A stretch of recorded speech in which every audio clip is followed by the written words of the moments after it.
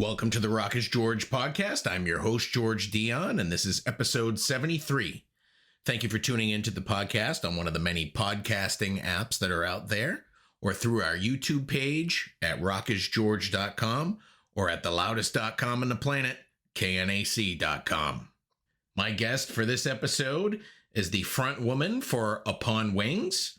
Upon Wings is set to release their latest EP called Last Love on September 23rd through Sword of the Spirit Records. I had the chance to catch up with Anne to talk to her about the EP and the songs included on it and what the future holds for the band.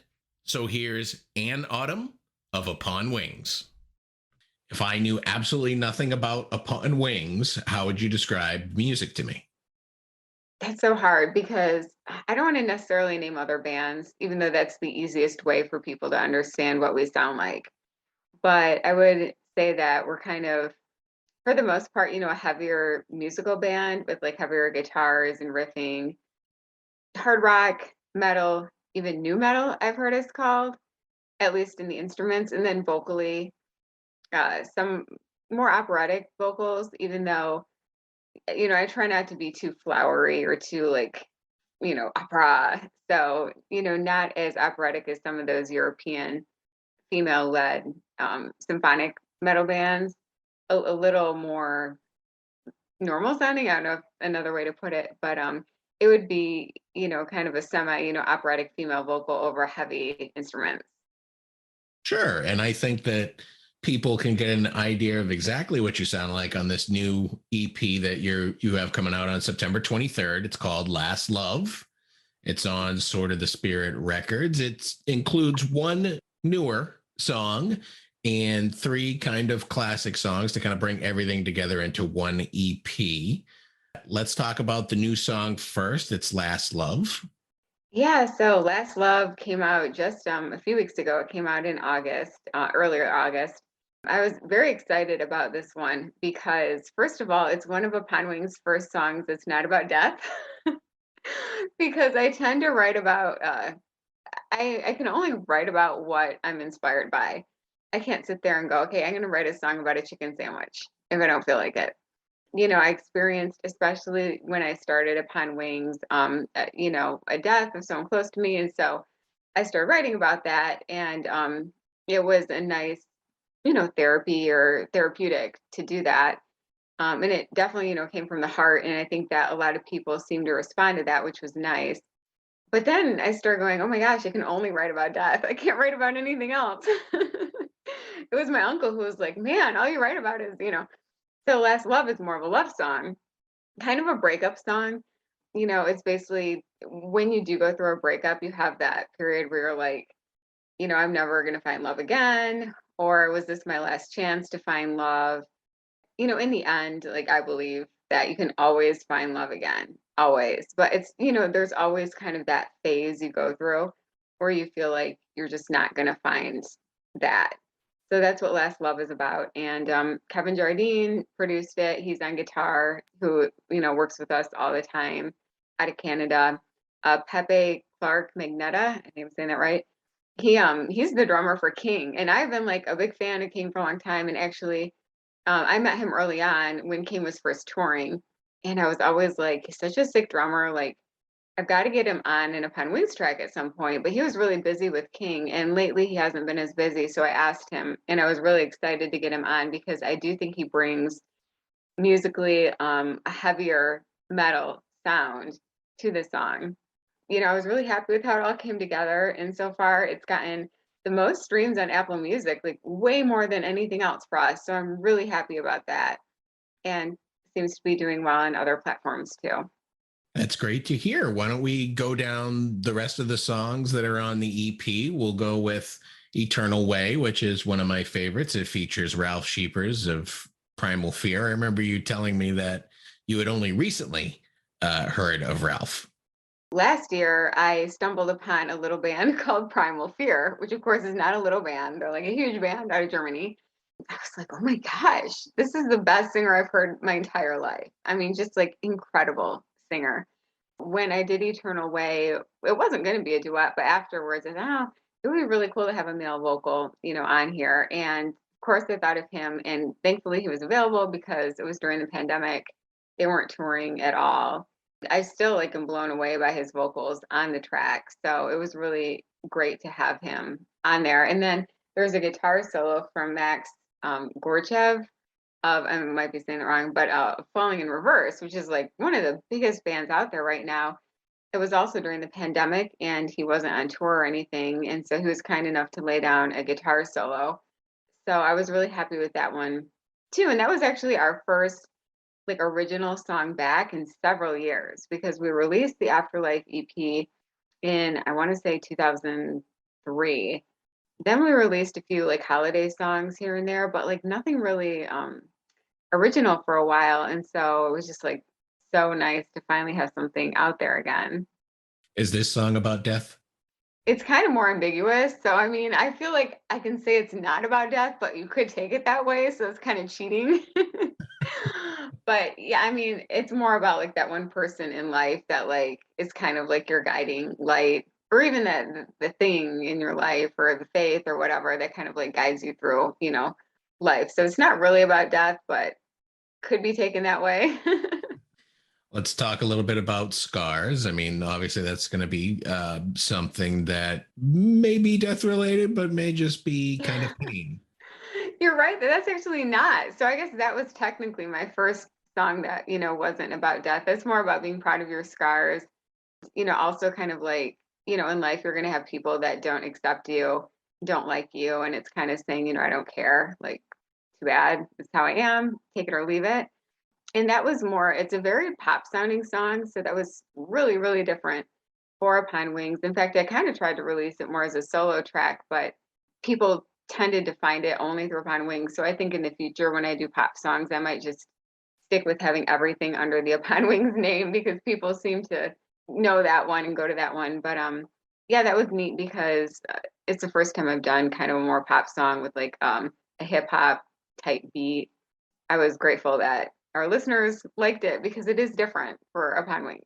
The first song you ever released is on this EP. It's actually the 10th anniversary. It's called The Dream. If you want to talk a little bit about, what that song is about and what was the process of you getting it out there?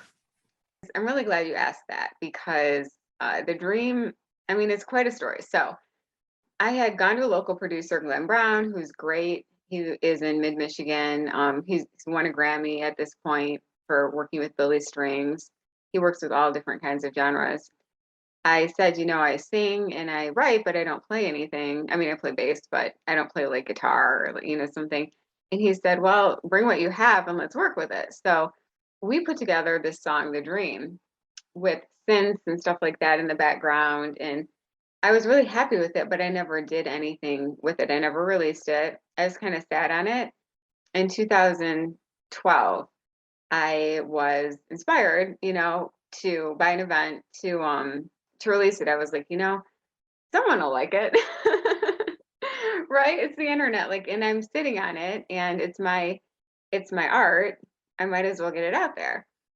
So I just kind of released it myself, and it got a good amount of press. I mean, back then there was way less competition, honestly. So I had a video that I just did myself. It got, a lot of press because just there wasn't as much music being released back then. And it really like formed our community. So that was the first time anyone found us, heard of Upon Wings, anything like that. So it came out on August 10th, 2012, which my birthday is August 10th. So this was the 10-year anniversary. So I have a remastered version on this EP. The EP, combines, like a lot of bands, we release one track at a time now, to kind of, because we're living in a world of singles. And it's also, to make each track an event, because it's exciting. I don't feel like I have any tracks where I'm like, oh, I'll just put this on the record and like, who cares if anyone hears it? Like, I work so hard on every track, like I want it to get a proper spotlight.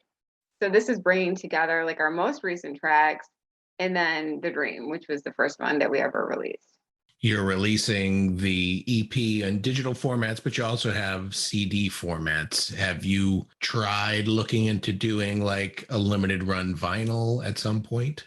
Yeah, I've tried. And actually right now, this EP won't be on CD. Our last one was? Yeah, Okay. our last one was, but it's through Bandcamp only. And this is also the first time we've ever released music on Bandcamp. People have been telling me for years you should really put your music on Bandcamp, and I just never did. So this is kind of like a nice way to make our Bandcamp debut. And hopefully we'll get it on CD at some point. I did look into vinyl, and I would love that. I mean, who doesn't love vinyl? Right now, at least when I looked, it was pretty backlogged because of material shortages or staffing shortages and stuff like that. But maybe one day I can do a vinyl and have like all of our songs or something like that, you know? Is sort of the Spirit Records kind of your label? Yeah, yeah, it definitely is. So it's an LLC. Instead of just releasing it under Upon Wings, you know, why not have a label? I like the name of it, and that's the outlet that I go through for, you know, getting it on distribution and stuff like that. So it makes it like more professional, I think. I saw you got your own PR guy now. That's awesome. Oh, John is great. He actually has been with us from day one. Yeah. Yeah, so John Freeman of Freeman Promotions. He is also the PR person for Guar, of course, who doesn't love Guar? Right, like early on, I don't think he even knows this. When I went to do the Afterlife EP, which was 2013, so after the Dream and everything, I was like, I really want a PR guy, and I'm in the music business, so like I deal with a lot of them, and everyone's great. I liked his vibe because they tend to be super like friendly and like you know, yeah, or whatever. But I'm in like this heavy metal genre, and I'm like that guy is like street cred.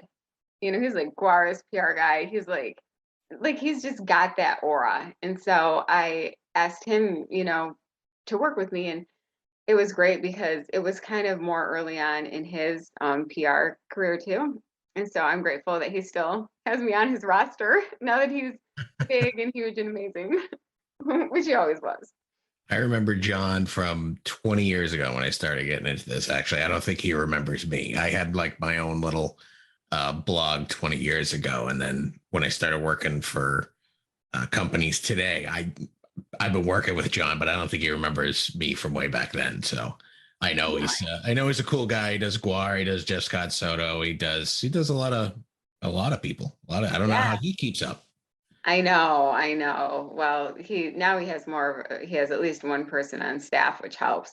Yeah, David, who's great. And yeah, I know it's crazy. He's very nice too. We've hung out and stuff, so very nice.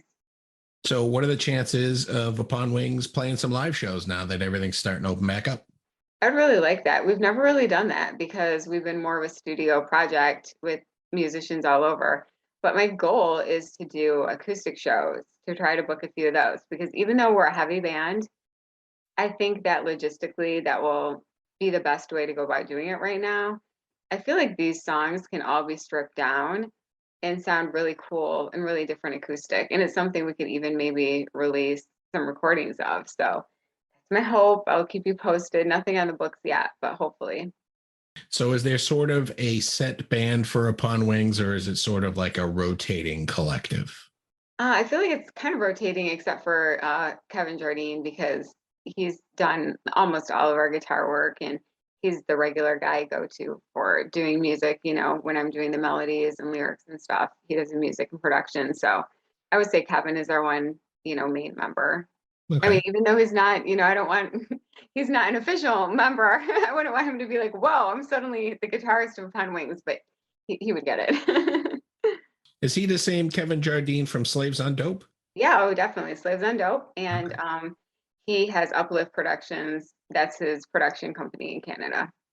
Outside of Upon Wings, are you still working in the radio business? Yeah, I do. I am. So I love it. You know, it's great to have music in all different areas of my life. So the radio station I work at, RIF, WRAF, they actually have played Last Love on their local show and on their Midnight Metal show, which is really, you know, wonderful to get it out there. Yeah, I still do, you know, music writing and stuff like that. So a lot of what I do is music.